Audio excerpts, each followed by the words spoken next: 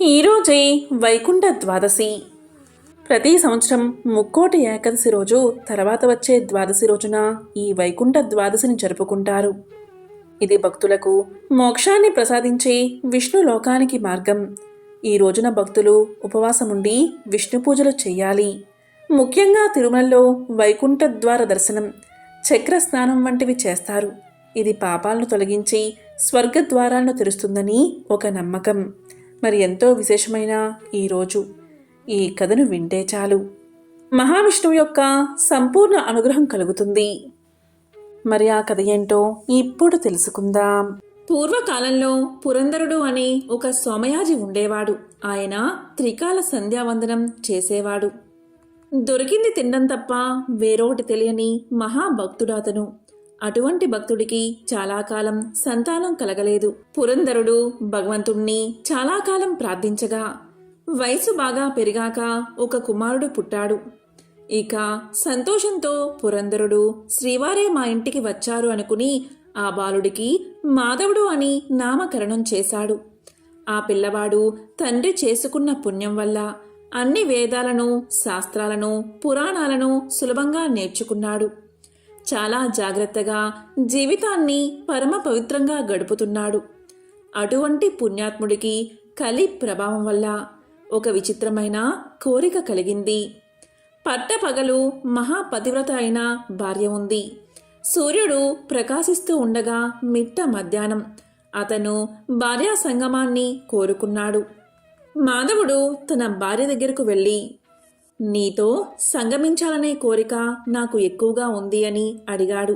దానికి ఆమె ఇలా పలుకుతుంది: స్వామి, సూర్యుడు ప్రకాశిస్తూ ఉండగా మనిషి జన్మ ఎత్తి యజ్ఞోపవీతం వేసుకుని సంధ్యావందనం చేస్తూ ఇంట్లో తల్లిదండ్రులు ఉన్నారన్న జ్ఞానం లేకుండా మిట్ట మధ్యాహ్నం వేళ భార్యా సంగమం కోరుతున్నావా?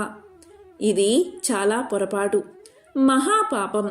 సూర్యుడు అస్తమించాక చీకటి పడితే కాని భార్యా సంగమం చేయకూడదు. కాబట్టి ఓపికగా ఉండండి అని పలికింది. కలిపురుషుడు ఇంతటి మహానుభావుణ్ణి కూడా భ్రష్టు పట్టించాడు. కాబట్టే ఇలా జరుగుతుంది.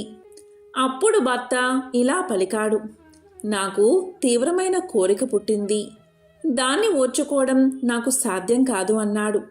దానికి భార్య ఇలా పలికింది: నీవు ఈ పాపానికి ఓడిగట్టకు.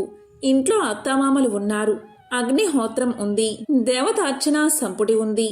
ఇంతకు ముందు ఎప్పుడూ నేను ఇటువంటి కోరిక వినలేదు. కనీసం ఈ పాపాన్ని నీవు చేసేలోపు నేను ఇంటి నుండి బయటకు వెళ్ళిపోతాను. నీళ్లు తేవడం అనే కారణం అత్తామామలకు చెప్పి నేను నదీ తీరానికి వెళ్తాను. నీవు నదీ తీరానికి రా అని పలికింది భార్య. ఇక భార్య వెనకాలే భర్త వెళ్తూ ఉన్నాడు. నదీ తీరానికి బయలుదేరాడు. ఇక కలిపురుషుడి ప్రభావం వల్ల ఎంతో విచిత్రం జరిగింది. ఆయన తన భార్య వెంట వెళ్తూ ఉండగా భార్య నీళ్లు పట్టుకుని వెనక్కి తిరిగి వస్తూ ఉంది. అప్పుడు మాధవుడు ఇలా పలికాడు: నేను ధర్మ విచారణ చేశాను. నా మనసు తప్పుదోవ పట్టింది. నేను నదిలో స్నానం చేసి సంధ్యావందనం చేసుకుని వస్తాను. నీవు ఇంటికి వెళ్ళిపో అని భార్యతో చెప్పాడు. ఇక ఆమె భర్త మాటలు నమ్మి ఇంటికి వెళ్ళిపోయింది. ఇక భార్య వెళ్ళిపోయాక అక్కడే నల్లటి బొగ్గు వర్ణంలో ఉన్న ఒక యువతిని చూశాడు మాధవుడు. ఆమె పేరే కుంతల. ఆమె అప్పుడే గోవు మాంసం తిని కళ్ళు తాగుతుంది. ఆమెను చూసి అగ్నిహోత్రం వెలుగుతున్నట్లు వెలిగిపోతున్నాడు మాధవుడు. ఆమె దగ్గరకు చేరి ఇలా పలికాడు: నాకు నీతో సంగమించాలనే కోరికగా ఉంది అనగానే ఆమె ఇలా పలికింది: త్రికాల సంధ్యావందనం చేసే బ్రాహ్మణుడు నీవు. నీకు ఒంటిపై యజ్ఞోపవీతముంది. నీ తండ్రి పేరు నీ పేరు చెబితే ఈ ఊరంతా లేచి నిలబడుతుంది. అంతటి గొప్పవాడివి నీవు. నేను ఇప్పుడే గోవును సంహరించి దాని మాంసం తిని కళ్ళు తాగుతున్నాను. నా లోపల నుంచి భయంకరమైన దుర్వాసన వస్తుంది. మేము చాలా రోజుల వరకు స్నానం చెయ్యం. ఇలాంటి నా శరీరంతో నీ శరీరాన్ని కలుపుతాను అంటావా? నా మాట విని తిరిగి వెనక్కి వెళ్ళు అంటుంది కుంతల. ఇక మిట్ట మధ్యాహ్నం వేళ ఆ కుంతల అనే స్త్రీని బలవంతంగా తన అధీనం చేసుకున్నాడు మాధవుడు. కలిపురుషుడి ప్రభావం వల్ల ఇంతటి దుర్మార్గానికి ఆ బ్రాహ్మణుడు పాల్పడ్డాడు. దానికి ఆమె ఎంతో అసహ్యించుకుని, ఇటువంటి అసహ్యమైన పనిచేసి నీ ఒంటిపై యజ్ఞోపవేతం వేసుకుని తిరుగుతావా? నాతో కలిసి సంగమించావు కాబట్టి యజ్ఞోపవీతం తీసి అవతల పారేయన్నది. వెంటనే మాధవుడు యజ్ఞోపవీతాన్ని తీసి అవతల పారేశాడు. సిగ లేకుండా శిరస్సు మొత్తం గుండె చేయించుకోమన్నది. వెంటనే మాధవుడు అలా చేయించుకున్నాడు. ఆవు మాంసం తినమనగానే ఒక ఆవును చంపి ఆ మాంసాన్ని తిన్నాడు మాధవుడు. ఇక కుంతల కళ్ళు తాగమంది. వెంటనే కళ్ళు తాగాడు మాధవుడు. ఇక వెంటనే ఆ బ్రాహ్మణుడు ఇలా పలికాడు, ఓ కుంతల, నీవు తప్ప ఈ ప్రపంచంలో నాకు ఏదీ అక్కర్లేదు అన్నాడు. దానికి కుంతల ఇలా పలికింది, ఇంతకు ముందు ఇలా పరస్త్రీలను మోహించిన వారందరూ నశించిపోయారు. నీ పేరు కూడా నశించిపోతున్న వారి జాబితాలో చేరిపోతుంది అని ఎంత నచ్చచెప్పినా కలి ప్రభావం వల్ల మాధవుడు వినలేదు. కుంతలతో కలిసి తిరగడం మొదలుపెట్టాడు. నీకన్నా సౌందర్యవతి నాకు జీవితంలో ఎక్కడా దొరకదు అని చెప్పి ఆమెతోని జీవితాన్ని గడపసాగాడు. ఇది ఇలా జరుగుతూ ఉండగా కొంతకాలానికి కుంతల చనిపోయింది. కుంతల చనిపోయిందని మతి స్థిమితం చెడి పిచ్చివాడిలా అడవుల పట్టిపోయాడు మాధవుడు. తన భార్యను మర్చిపోయాడు, తల్లిదండ్రులను మర్చిపోయాడు. దీంతో మాధవుడు లేక బెంగ పెట్టుకుని తల్లిదండ్రులు చనిపోయారు. భార్య అనాదిగా మారిపోయింది. బోరున ఏడుస్తూ ఉంది. తల్లిదండ్రులకు జరపాల్సిన కర్మను మాధవుడు జరపలేదు. అలా మాధవుడు అడవుల్లో తిరుగుతూ ఒకనాడు తినడానికి తిండి కూడా లేక పడిపోయి ఉన్నాడు. అటువంటి సమయంలోనే ఉత్తర భారతదేశం నుంచి తిరుమల యాత్ర చేయడానికి ఒక రాజు తన బృందంతో సహా వస్తున్నాడు. ఇక మాధవుడు రాజు యొక్క పరివారంతో కలిసి తాను కూడా బయలుదేరాడు. ఇక మాధవుడికి తెలుసో తెలియకో వెంకటాచలం వైపు నడక మొదలుపెట్టాడు. ఆ పరివారం వెంకటాచలం వెళ్తున్నాం అనగానే నేను కూడా వస్తానని వారితో బయలుదేరాడు. తాను బ్రాహ్మణుడై ఉండి పరివారం తినగా పడేసిన విస్తరిలోని భోజనాన్ని తిన్నాడు. అలా వారితో కలిసి వెళ్ళాడు మాధవుడు. అక్కడ వారు కపిల తీర్థానికి వెళ్లారు. ఎప్పుడైనా సరే తిరుమల వెంకటేశ్వర స్వామిని దర్శించుకునే ముందు కపిల తీర్థాన్ని దర్శించాలి. ఎప్పుడూ కూడా 3 లోకాల్లో ఉండే సమస్త తీర్థాలు కూడా కార్తీక మాసంలో వచ్చే సోమవారం రోజు, శనివారం రోజు, ఏకాదశి, అమావాస్య, పౌర్ణమి తిథుల్లో మధ్యాహ్నం సమస్త తీర్థాలు ఆవహించి ఉంటాయి. ఆ సమయంలో ఎవరైతే పైనుంచి పడే ఆ తీర్థంలో స్నానం చేస్తారో వారి సమస్త రోగాలు తొలగిపోతాయి. ఆ కపిల తీర్థంలో ఇంకొక గొప్ప శక్తి ఉంది. తల్లిదండ్రులకు తద్దినం పెట్టడం పొరపాటున లేదా గ్రాచారం చేత అజ్ఞానం చేతనో మానేసేటువంటి వారికి మళ్లీ పితృదేవత అనుగ్రహం కలుగుతుంది. అందులో స్నానం చేసిన వారు పితృదేవతలకు కర్మ చేసిన వారితో సమానం అవుతారు. అంతటి శక్తి కలిగిన ఆ కపిల తీర్థంలో మాధవుడు అనే ఈ బ్రాహ్మణుడు తెలుసో తెలియకో స్నానం చేశాడు. అలా ఆయన స్నానం చేయగానే ఇంతకాలం తల్లిదండ్రులకు చేయవలసిన కార్యం చేయనందువల్ల కలిగిన దోషం తొలగిపోయి పితృదేవతలు సంతోషించారు. ఇక మాధవుడు ఆ పరివారంతో కలిసి వెంకటేశ్వర స్వామిని దర్శనం చేసుకున్నాడు. కపిల తీర్థంలో స్నానం చేసిన పుణ్యం వల్ల వెంకటేశ్వర స్వామి మాధవుడికి దర్శనమిచ్చి ఇలా పలికాడు, మాధవా, నీవు నా భక్తుల్లో ముఖ్యుడవని. అతనికి పాప విముక్తి కలిగించాడు. అలా మాధవుడు స్వామి పుష్కరంలో స్నానం చేసి దేహాన్ని వదిలిపెట్టాడు. కాబట్టి ఎంతో పవిత్రమైన ఈ వైకుంఠ ద్వాదశి రోజు ఈ పవిత్ర కథను విన్నా, చెప్పినా, చదివినా, వినిపించినా జన్మల పాపాలు తొలగి కోటి జన్మల పుణ్యం వస్తుంది, వైకుంఠ వాసం కలుగుతుంది. పూర్వకాలంలో ఉత్తర దేశంలో వేద శాస్త్రాలను అభ్యసించిన దేవదత్తుడు అనే ఒక బ్రాహ్మణుడు ఉండేవాడు. అతనికి సంతానం లేదు. అందుకు ఆ బ్రాహ్మణుడు సంతానం గురించి త్రిలోక్య పావనుడైన విష్ణుమూర్తి గురించి ఘోర తపస్సు చేయడానికి ఒక మహా అరణ్యానికి వెళ్ళి ఒక గుంట వద్ద కూర్చుని ఘోర తపస్సు చేయడం ప్రారంభించాడు. బ్రాహ్మణుడి తపస్సుకు మెచ్చిన శ్రీమన్నారాయణుడు ప్రత్యక్షమయ్యాడు. ఇలా అడిగాడు, ఓ బ్రాహ్మణుడా, ఎందుకు నీవు ఇంత ఘోరమైన తపస్సు చేస్తున్నావు అని అడగగా బ్రాహ్మణుడు ఇలా సమాధానం చెప్పాడు. ఆ శ్రీమన్నారాయణుడికి ప్రదక్షిణ నమస్కారాలు చేసి, ఓ మహావిష్ణు, నీ పాదాలను దర్శించడం వల్ల నా జన్మ సఫలమైనది, నేను కృతజ్ఞుణ్ణి అయ్యాను అని అనేక విధాలుగా స్వామిని స్తోత్రం చేశాడు. ఆ బ్రాహ్మణుడు చేసిన స్తోత్రానికి మహావిష్ణువు ఎంతగానో మెచ్చుకుని, ఓ బ్రాహ్మణోత్తమా, నీకు ఏం వరం కావాలో కోరుకో అని అడిగాడు. దానికి దేవదత్తుడు ఇలా సమాధానం చెప్పాడు. ఓ వాసుదేవా, పుత్రులు లేని వారికి గతి లేదు అని ధర్మశాస్త్రాలు చెబుతున్నాయి కదా, కాబట్టి నాకు పుత్రుడు కలిగేటట్లుగా అనుగ్రహించు తండ్రి అని ప్రార్థించాడు. దానికి శ్రీ మహావిష్ణువు ఇలా పలికాడు. ఆయువు లేని కుమారుడినైనా లేదా విధవ అయినా కుమార్తెనైనా ప్రసాదిస్తాను. ఆ ఇద్దరిలో నీకు ఎవరు ఇష్టమో చెప్పు అని అడిగాడు. దానికి దేవదత్తుడు, స్వామి, నేను ఇంటికి వెళ్ళి నా భార్యను అడిగి తెలుసుకుని వచ్చి చెప్తాను అని స్వామికి చెప్పి దేవదత్తుడు ఇంటికి వెళ్ళి భార్యను అడుగుతాడు. భార్య ఎంతగానో ఆలోచించి ఇలా సమాధానం చెప్తుంది. విధవ అయినా కూతురు కలిగేటట్లుగా వరం కోరుకోండి అని భర్తకు సలహా ఇస్తుంది. దేవదత్తుడు మరలా ఆ గుంట వద్దకు వచ్చి శ్రీహరికి నమస్కారం చేసి కుమార్తె కలిగేటట్లుగా వరం ఇవ్వమని కోరతాడు.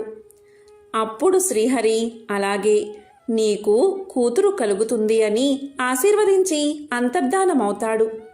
తరువాత దేవదత్తుడు ఇంటికి వెళ్ళి సుఖంగా కాలాన్ని కొనసాగిస్తున్నాడు. కొద్ది రోజులకు దేవదత్తుని భార్య గర్భవతి అవుతుంది. 10వ నెలలో ఒక కుమార్తెకు జన్మను ఇస్తుంది. ఆ బాలిక రోజురోజు వృద్ధి చెందుతూ ఉంటుంది. వివాహకాలం వచ్చిన తర్వాత ఆమె తండ్రి అయిన దేవదత్తుడు ఒక బ్రాహ్మణుడికి ఆమెను ఇచ్చి వివాహం జరిపిస్తాడు. ఇలా పెళ్లి జరిగిన 2-3 నెలలకే ఆమె భర్త చనిపోతాడు. తరువాత కొద్ది రోజులకే ఆమె తల్లిదండ్రులు కూడా చనిపోతారు. తరువాత విధవ అయిన ఆమె తన తండ్రి ఇంటిలోనే ఉంటూ ధర్మం చేయకుండా ఇంటికి వచ్చే భిక్షకులకు నాస్తి నారాయణ, నాస్తి నారాయణ అని చెబుతూ భిక్షం పెట్టకుండా కఠినురాలై ఉండేది. ఇది ఇలా ఉండగా ఒకరోజు శ్రీ మహావిష్ణువు తన మనసులో ఇలా అనుకున్నాడు. ఈ విధవ ఎంత దయలేనిది, అయినా కూడా నారాయణ స్మరణాన్ని మాత్రం వదలకుండా చేస్తుంది అని ఎంతగానో సంతోషించి ఒకరోజు బ్రాహ్మణుడి రూపాన్ని ధరించి ఆ విధవ స్త్రీ ఇంటికి వచ్చి భిక్షం పెట్టమని అడుగుతాడు. దానికి ఆ నిర్దయురాలు నాస్తి నారాయణ అని చెప్తుంది. వెంటనే ఆ బ్రాహ్మణ వేషం ధరించిన వైకుంఠధాముడు ఇలా పలుకుతాడు. అమ్మా, ప్రాతకాలముందు అతిథి వచ్చిన వేళలో అవమానించవచ్చా అని అంటాడు. దానికి ఆ విధవ కోపంతో బ్రాహ్మణ వేషం వేసుకుని వచ్చిన జగత్ రక్షకుని భిక్ష పాత్రలో తాను ఇల్లు అలుకుతున్న పాత గుడ్డను విసిరేసింది. వెంటనే ఆ బ్రాహ్మణుడు అవతలకు పోయి తను భిక్ష ఎత్తుకునే పాత్రలోకి చూడగా ఆ గుడ్డలో ఒక చిన్న కంది గింజ ఉంది. వెంటనే శ్రీమన్నారాయణుడు ఆ కంది గింజను నెలలో పాతిపెట్టి వైకుంఠానికి వెళ్ళిపోయాడు. తరువాత కొద్ది రోజులకు ఆ కందిగింజ పెద్ద చెట్టుగా ఆకులు, పువ్వులు, కాయలతో నిండి ఉంది. ఇలా జరుగుతూ ఉండగా కొన్ని రోజులకు విధవ చనిపోయి పురుగు జన్మ ఎత్తి ఆ కంది చెట్టుపై ఆకులను తింటూ ఉండేది. తరువాత కొద్ది రోజులకు జగన్నాథుడు అయిన శ్రీమన్నారాయణుడు మహాలక్ష్మితో కలిసి పురుగు ఉన్న స్థలానికి వచ్చి, ఓ కీటకమా, బాగున్నావా అని అడిగిన వెంటనే కీటకం ఇలా సమాధానం చెప్తుంది. జగదీశ్వర, నీకు తెలియని విషయం ఏముంటుంది, ఇలా ఈ ఆకులను తింటూ ఈ చెట్టుపైనే బతుకుతున్నాను అని పలుకుతుంది. అప్పుడు లక్ష్మీదేవి భర్త అయిన మహావిష్ణువును చూసి, ఓ ప్రాణనాథ, ఈమెకు ఈ పురుగు జన్మ రావడానికి కారణం ఏమిటి అని అడగగా నారాయణమూర్తి ఇలా చెప్పడం ప్రారంభించాడు. ఆ పురుగు విధవ స్త్రీగా ఉన్నది. మొదలు దానికి పురుగు జన్మ కలిగే వరకు జరిగిన కథనంతా శ్రీ మహాలక్ష్మికి వివరంగా తెలియచేశాడు. అప్పుడు మహాలక్ష్మీదేవి ఎంతగానో బాధపడి, నారాయణ, ఈ పురుగుకు విముక్తి ఎప్పుడు లభిస్తుంది అని అడగగా విష్ణుమూర్తి ఇలా సమాధానం చెప్తాడు. ఓ శ్రీ మహాలక్ష్మి, ఈ పురుగుకు ద్వాదశి రోజు చేసిన వ్రత ఫలితాన్ని కొంచెం ఇస్తే ఈ పురుగు జన్మ తొలగిపోతుంది అని చెప్పిన వెంటనే శ్రీ మహాలక్ష్మీదేవి ఆ ద్వాదశి ఫలాన్ని ఆ పురుగుకు ఇచ్చింది. వెంటనే ఆ పురుగు స్త్రీ రూపాన్ని ధరించి శ్రీ లక్ష్మీనారాయణలకు ప్రదక్షిణ నమస్కారాలు చేసి లక్ష్మీదేవితో ఇలా పలుకుతుంది. ఓ జగజ్జనని, ఈ వ్రతాన్ని నేను కూడా చేస్తాను. ఈ వ్రతం యొక్క కథను వివరించండి అని అడగగా లక్ష్మీదేవి ఇలా చెప్తుంది. ఈ కథను భక్తి శ్రద్ధలతో విన్నవారికి, చదివిన వారికి అన్ని పాపాల నుండి విముక్తి, ఉత్తమ ఫలితాలు కలుగుతాయి. ఆ కథ ఏంటి అంటే, ఇక్ష్వాకు వంశంలో జన్మించిన త్రిశంకు మహారాజు భార్య పద్మావతి. ఆమె ప్రతిరోజు విష్ణువును పూజిస్తూ స్వామికి ధూపదీప నైవేద్యాలను సమర్పిస్తూ కొన్ని సంవత్సరాలు నారాయణ నామస్మరణాన్ని జపిస్తూ గడిపింది. ఒక ద్వాదశి రోజున పద్మావతి విష్ణువును ఆరాధించి విష్ణుమూర్తి విగ్రహం ముందే నిద్రించింది. ఆమెకు అప్పుడు ఒక కల వచ్చింది. ఆ కలలో జగన్నాథుడు ప్రత్యక్షమై, పద్మావతి, ఏం కావాలో కోరుకో అన్నాడు. అప్పుడు పద్మావతి ఇలా కోరుకుంది. స్వామి, విష్ణు భక్తుడు, సార్వభౌముడు అయ్యే కొడుకు కావాలి అని కోరుకుంది. అప్పుడు విష్ణువు ఆమెకు ఒక పండును ఇచ్చి తినమని చెప్పి అంతర్ధానమయ్యాడు. పద్మావతి తన కల గురించి భర్తకు తెలిపింది. అప్పుడు త్రిశంకుడు, మంచి కలనే కన్నావు అని ఎంతగానో ఆనందించాడు. అంతలోనే వారు తమ ఎదుట ఒక పండు ఉండడం గమనించి ఎంతగానో ఆశ్చర్యపోయారు. తరువాత ఆనందంగా ఆ దంపతులు విష్ణువును ప్రార్థించారు. తరువాత పద్మావతి ఆ పండును తింది. కొంతకాలానికి ఆమె గర్భవతి అయ్యింది. తరువాత చక్కని కుమారుణ్ణి కన్నది. త్రిశంకుడు పుత్రుడికి జాతకాది సంస్కారాలు జరిపించి అంబరీషుడు అనే పేరు పెట్టారు. అంబరీషుడు దినదిన ప్రవర్ధమానుడయ్యాడు. త్రిశంకుడు మరణించాడు. అంబరీషుడు రాజయ్యాడు. కొంతకాలం రాజ్యాన్ని పాలించి తరువాత రాజ్య భారాన్ని మంత్రులపై వేసి అంబరీషుడు తపస్సు చేసేందుకు అడవులకు వెళ్ళాడు. అష్టాక్షరి మంత్రాన్ని జపిస్తూ హరి కోసం ఘోరమైన తపస్సు చేశాడు. కొంతకాలం తపస్సు చేసిన తర్వాత హరి ఇంద్రుడి రూపంలో ఐరావతాన్ని ఎక్కి అంబరీషుడి ముందు సాక్షాత్కరించాడు. అప్పుడు ఇంద్రుడి రూపంలో ఉన్న శ్రీ మహావిష్ణువు ఇలా పలికాడు. నీకేం కావాలో కోరుకో అని. దానికి అంబరీషుడు, నేను విష్ణువు కోసం తపస్సు చేస్తున్నాను, మీకోసం కాదు. నీవు నాకు ఏమీ ఇవ్వక్కర్లేదు. తీసుకోవడానికి కూడా నేను సిద్ధంగా లేను. ఇక మీరు వెళ్ళవచ్చు అని పలికి మరలా తపస్సులోకి జారుకున్నాడు. అంబరీషుడి మాటలకు శ్రీహరి ఎంతగానో సంతోషించి నిజ రూపాన్ని ధరించి అంబరీషుడికి కనిపించాడు. అప్పుడు అంబరీషుడు ఆనందంగా స్వామిని స్తుతించాడు. దానికి విష్ణువు సంతోషించి, భక్తా, నీకేం కావాలో అడుగు, నీవు అడిగింది నేను ఇస్తాను అన్నాడు. దానికి అంబరీషుడు, దేవా, నీవు దేవదేవుడైన ఈశ్వరుడి అనుగ్రహం పొందినట్లుగానే నేను నీ అనుగ్రహాన్ని పొందాలి. నేను ఈ లోకంలో విష్ణు భక్తిని ప్రచారం చేసి అందరినీ విష్ణు భక్తులుగా చేయడానికి, ఈ భూమిని ధర్మంగా పరిపాలించడానికి, శత్రువులను అణిచివేయడానికి తగిన శక్తిని ప్రసాదించు అని కోరుకున్నాడు. అప్పుడు విష్ణువు, అంబరీషా, ఇంతకుముందు నాకు శివుడు ఇచ్చిన సుదర్శనాన్ని నీకు ఇస్తున్నాను. అది ఎల్లప్పుడూ నీ వద్దే ఉంటుంది, నిన్ను రక్షిస్తూ ఉంటుంది అని ఆశీర్వదించి అంతర్ధానమయ్యాడు. అప్పుడు అంబరీషుడు అయోధ్య నగరానికి వెళ్ళి ప్రజలను కన్న బిడ్డల వలె చూస్తూ రాజ్యాన్ని పాలిస్తున్నాడు. 100 అశ్వమేధ యాగాలు, 100 వాజపేయి యాగాలను చేశాడు. అతని పాలనలో రాజ్యంలోని ప్రజలందరూ సుఖంగా జీవిస్తున్నారు. అందరూ విష్ణు భక్తులు అయ్యారు. ప్రతి ఇంట్లో హరినామం వినిపిస్తూ ఉంది. సకాలంలో వర్షాలు పడి భూములు పండి పంటల్ని ఇస్తున్నాయి. రాజ్యమంతా సస్యశ్యామలమై ధన కనక రత్న రాసులతో కలకలలాడింది. అంబరీషుడికి ఒక కుమార్తె ఉంది. ఆమె ఎంతో అందగత్తె. ఒకరోజు అంబరీషుడి దగ్గరకు మునులైన నారదుడు, పర్వతుడు వచ్చారు. వారు అంబరీషుడి కుమార్తెను చూసి మోహించారు. వారు విడివిడిగా అంబరీషుడి దగ్గరకు వచ్చి అతని కుమార్తెను ఇచ్చి వివాహం చెయ్యమని అడిగారు. దీంతో అంబరీషుడు ఆలోచనలో పడ్డాడు. ఇలా అనుకున్నాడు, ఇద్దరూ శక్తివంతులే, ఎవరి మాట కాదన్నా మరొకరికి కోపం వస్తుంది అని అనుకుని తరువాత ఇద్దరినీ పిలిచి ఇలా పలికాడు. మహానుభావులారా, నా పుత్రిక ఎవరిని ఇష్టపడితే వారికే ఇచ్చి వివాహం చేస్తాను అన్నాడు. అప్పుడు ఆ మునులు ఇలా పలికారు. రాజా, రేపు నీ పుత్రిక స్వయంవరానికి వస్తాము అని చెప్పి అక్కడి నుండి వెళ్ళిపోయారు.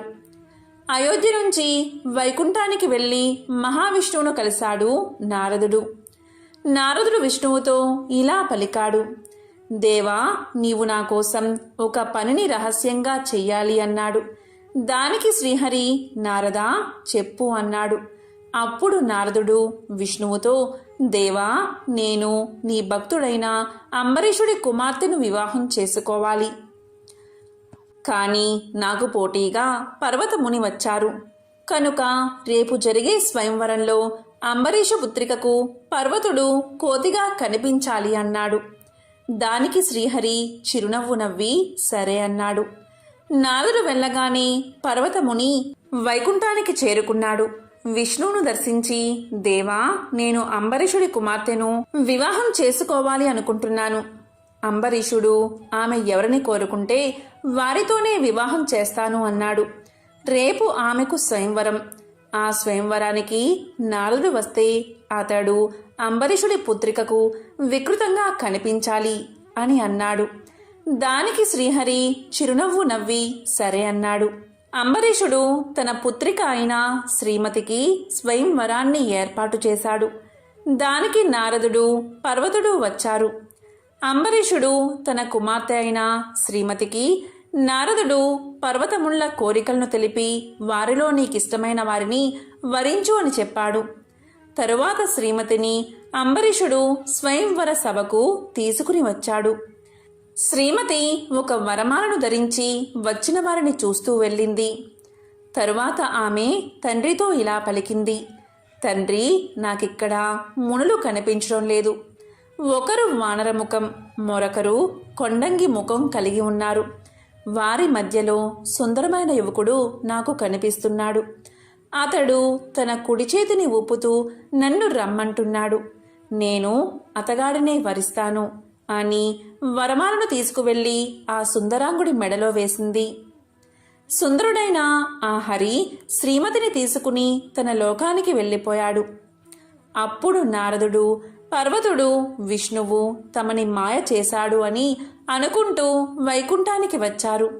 వారి రాకను గమనించిన విష్ణు శ్రీమతిని రహస్య ప్రదేశంలో దాక్కోమని చెప్పాడు. ఆమె అలాగే దాక్కుంది. నారదుడు విష్ణు వద్దకు వచ్చి నమస్కారం చేసి ఇలా అన్నాడు. స్వామి, మీరు నన్ను మోసం చేశారు. నేను పర్వతుడి ముఖాన్ని కోతి ముఖం చెయ్యమని అడిగితే నీవు నా ముఖాన్ని కూడా మార్చేశావు అన్నాడు. దానికి విష్ణువు, దీంట్లో నా తప్పేమీ లేదు. నీవు అడిగినట్లే పర్వతుడు కూడా వచ్చి నీ ముఖాన్ని మార్చమన్నాడు. నేను మీ ఇద్దరూ కోరిన విధంగానే చేశాను అన్నాడు. అప్పుడు ఇలా అన్నాడు నారదుడు. నీవు మమ్మల్ని అంద వికారాలుగా మార్చి అంబరీషుడి పుత్రికను తీసుకుని వచ్చావు. ఇది అన్యాయం కదా అని అన్నాడు. అప్పుడు విష్ణువు నవ్వి, దీనిలో అన్యాయం ఏముంది? స్వయంవరంలో శ్రీమతి నన్ను వరించింది, అందుకే ఆమెను గ్రహించాను అన్నాడు. దీంతో నారదుడు, పర్వతుడు ఆలోచించి అంబరీషుడి వద్దకు వెళ్ళి ఇలా పలికారు: రాజా, నీవు మమ్మల్ని మోసం చేశావు. మా ఇద్దరిలో ఒకరికి ఇవ్వవలసిన కన్యను వేరే వారికి ఇచ్చావు. దేనికి నీవు ప్రతిఫలాన్ని అనుభవిస్తావు? నీకు మాయ వల్ల చీకటి ఆవరిస్తుంది అని శపించారు. కానీ అంబరీషుడికి విష్ణువు ఇచ్చిన సుదర్శన చక్రం ఆ మాయను ఛేదించి చీకటిని తొలగించింది. తరువాత అది నారదుడు పర్వతమునుల వెంటపడింది. వారు భయపడి అక్కడి నుండి పారిపోయారు. కానీ ఆ చక్రం వారిని వదల్లేదు. వారు అన్ని లోకాలకు తిరుగుతూ చివరికి విష్ణులోకమైన వైకుంఠానికి చేరుకుని విష్ణువును శరణు వేడారు. అప్పుడు విష్ణువు ప్రసన్నుడై చక్రాన్ని నివారించి, ఓ చక్రమా, వీరిద్దరూ కూడా నా భక్తులే, కనుక వీరిని వదిలిపెట్టు. ఈ అంబరీషుడి వంశంలో దశరథుడికి పెద్ద కొడుకుగా నేను అవతరిస్తాను. నా కుడి భుజం భరతుడు, ఎడమ భుజం శత్రుఘ్నుడిగా, ఆదిశేషుడు లక్ష్మణుడిగా జన్మిస్తారు. అప్పుడు లోక కళ్యాణం కోసం నేను నిన్ను ఉపయోగిస్తాను అని చెప్పగా సుదర్శన చక్రం తిరిగి అంబరీషుణ్ణి చేరుకుంది. నారదుడు, పర్వతుడు మునులుగా పరిశుద్ధులుగా జీవిస్తామని ప్రతిజ్ఞ చేశారు. అంబరీషుడు ప్రజలను చక్కగా పాలించి చివరకు వైకుంఠ ధామానికి చేరుకున్నాడు. ఎంతో పవిత్రమైన ఈ వాసుదేవ ద్వాదశి రోజు ఈ కథను వింటే చాలు, సకల శుభాలు కలుగుతాయి. జన్మల పాపాలు తొలగి కోటి జన్మల పుణ్యం కలుగుతుంది. ఓం నమో నారాయణాయ. ఓం నమో భగవతే వాసుదేవాయ.